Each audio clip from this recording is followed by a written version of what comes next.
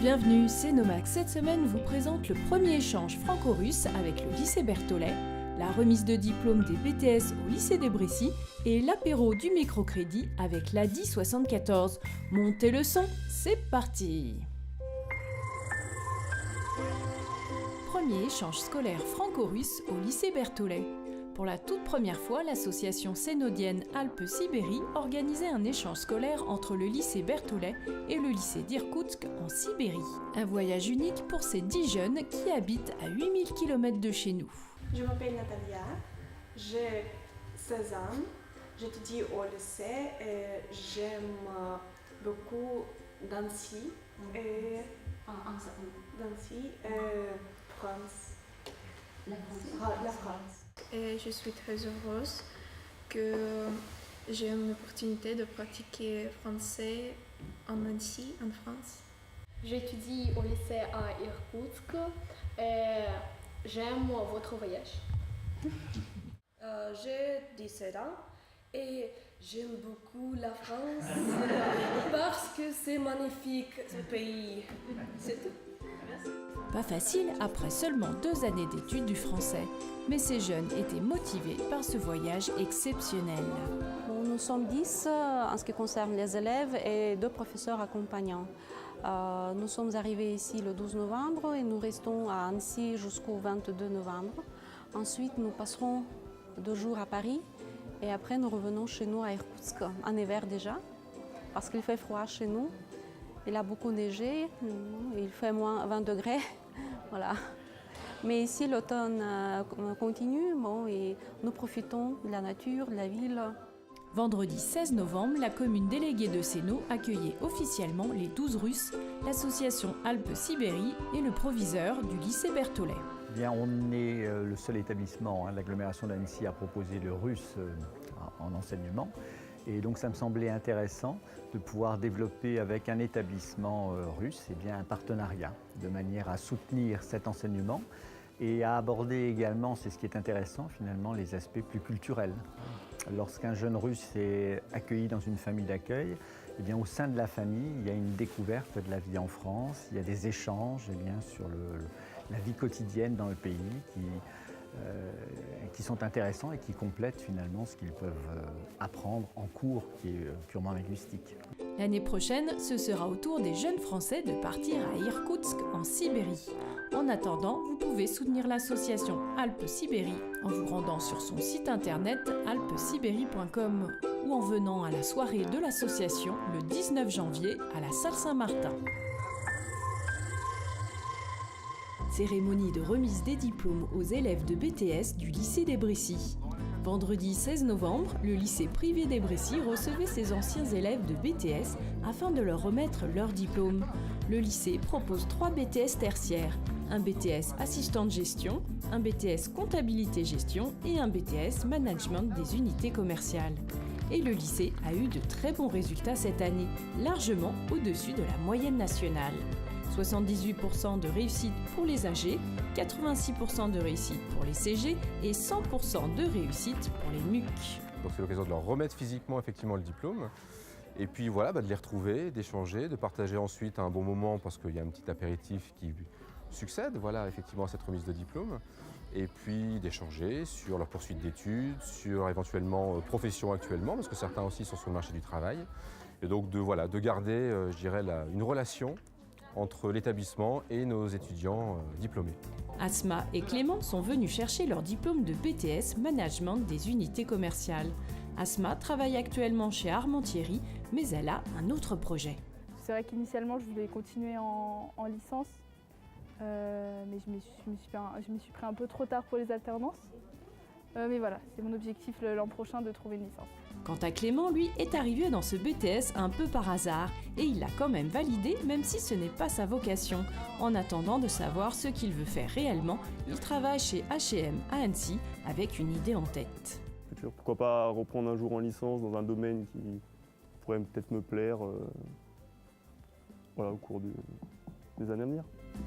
Quant à Marvin, lui, il continue les études en alternance. Vu que le domaine de la comptabilité m'intéressait, mais je ne me voyais pas faire ça toute ma vie, j'ai préféré continuer pour faire de la vente automobile.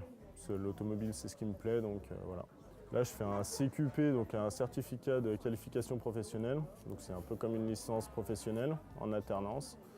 Donc je suis une semaine à l'école à Saint-Priest et donc 3 semaines à peu près, ça varie de temps en temps, en entreprise à Opel à Annecy. De beaux parcours, mais certains pourtant sont encore à la recherche d'un emploi. Leur ancien professeur était là pour leur donner encore quelques conseils. Aujourd'hui, le lycée privé d'Ébrécy ne propose pas de formation type Bac+3, mais son directeur y travaille. Même si l'objectif aujourd'hui, c'est de proposer dans l'établissement comme le nôtre du Bac-3 au Bac+3.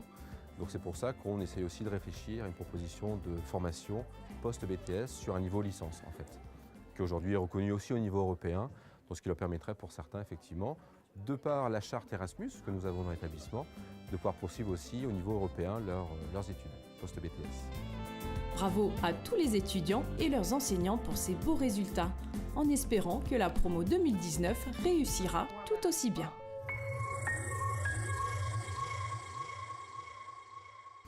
Moi, j'ai super faim, il est midi. Où est-ce qu'on pourra aller prendre l'apéro? Mais oui, elle a dit, vous avez raison, il y a l'apéro sur le microcrédit. On y va?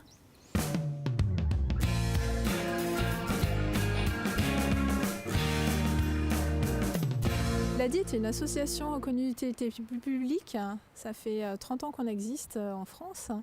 Et à l'ADI, on est convaincu qu'aujourd'hui, chacun peut devenir entrepreneur s'il est soutenu. Alors au maximum, à l'ADI, on peut avoir 10 000 €. On peut aller jusqu'à un tiers de prime, un tiers de prêt à taux zéro et un tiers de microcrédit. On soutient les créateurs d'entreprises grâce à un financement et un accompagnement. Je pense à une jeune créatrice qui fait des décorations murales. Donc elle a sa boutique en ligne sur Etsy. Voilà, donc là, elle avait besoin qu'on lui finance un petit peu de stock, enfin, surtout du stock en fait. Il y a un site internet aussi. Donc nous, on finance tout type de besoins, la trésorerie, du stock, des sites internet, de la pub. Parce que nous, en fait, on va simplifier ce qui est compliqué. Aujourd'hui, la création d'entreprise, c'est pas évident d'arriver à se diriger dans le maquis des acronymes, des organismes. Donc nous, on va faire le guide de ce créateur qui est perdu.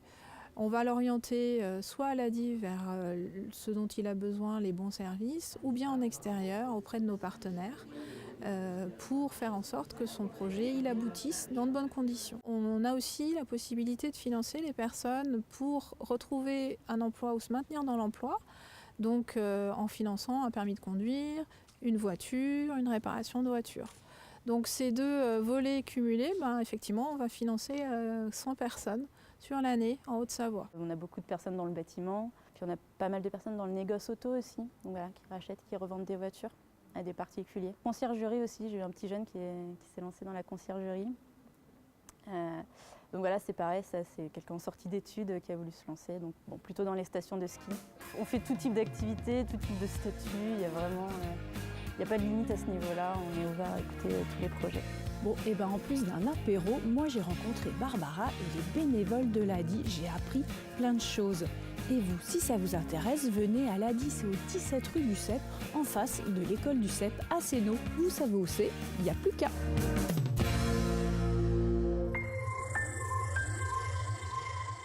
Et maintenant, votre agenda. Vos enfants ont entre 0 et 4 ans, c'est le temps de découvrir Perlipapote, un espace consacré pour vous et vos enfants, où vous pouvez jouer, rencontrer d'autres personnes, échanger, et c'est gratuit, les vendredis de 9h à 11h au Polyèdre. Jusqu'au 30 novembre, c'est le mois de l'économie sociale et solidaire. De nombreuses animations vous sont proposées sur toute la Haute-Savoie. Plus d'infos sur www.ess.team. Medley Pictureless. Claude Foreau expose les travaux de son atelier jusqu'au 30 novembre au Polyèdre. Encore quelques jours pour découvrir l'exposition Martin Luther King 50 ans après dans l'atrium de la mairie déléguée de Sénaux. Le 30 novembre à l'auditorium, venez découvrir ce merveilleux spectacle familial, Croque-Dur, le pirate. Samedi 1er décembre, le Polyèdre vous propose une bourse aux jouets et une bourse aux jeux vidéo dans le cadre du Téléthon. Et pour finir cet agenda, samedi 1er décembre, l'Union musicale de Crangeverie reçoit l'harmonique de la ville d'Imphy, la chorale des collèges de Cran et de Métais à l'auditorium pour un concert de Noël. Réservation conseillée. C'est Nomag est terminé, je vous souhaite une excellente semaine. Retrouvez-nous sur les réseaux sociaux, Facebook, YouTube ou encore Twitter.